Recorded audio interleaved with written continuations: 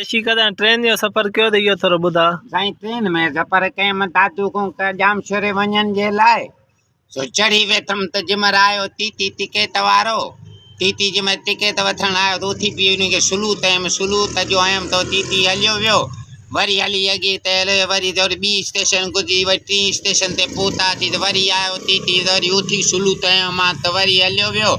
वरी जो चौथी स्टेशन आई खुदा बुबकन वारी।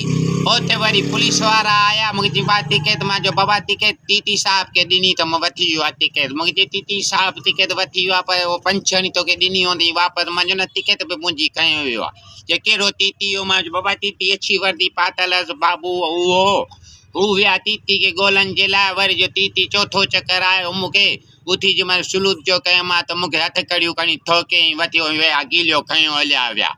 तॾहिं छा जीअं तो सलूत पियो तो हणी ते टिकट करते रेलगाड़ी पिणेजी आहे फ्री में चढ़ी वेठो जो घड़ी घड़ी सलूत पियो तो हणी हिते असांखे टिकट कदमांसि टिकट मूं वटि कान्हे का सलूत मां तव्हांखे कयो आहे। वरी ॿियो हिकिड़ो पोड़ो वेठो हुजे वरी उन जो टिकट ॻणो त उन पोड़े वरी चवनि त मां शागिर्दु आहे। उन पोड़े हिकिड़ो बि ॾंद कोन हुजे त उन ते बाबू टीटी चवणु लॻो त पुटु तूं वरी चाचा छाजो शागिर्दु आहीं। की बाबा मां शागिर्दु आहे मां किरायो छाजो ॾियां। के हिकु बि ॾंद कोन ते अञा तूं शागिर्दु आहीं। वरी उन पोड़े खे बि गॾु खयो विया। ॿिन्हिनि खे खणी वञी लाकअप में विधो न। पोइ वरी कलाक ॿ लाकअप में विया वरी पोइ ॿ टे लोथियूं ऐं ॿ टे सोटियूं ठोके पोइ वरी असांखे हथु कढे ॾिननि।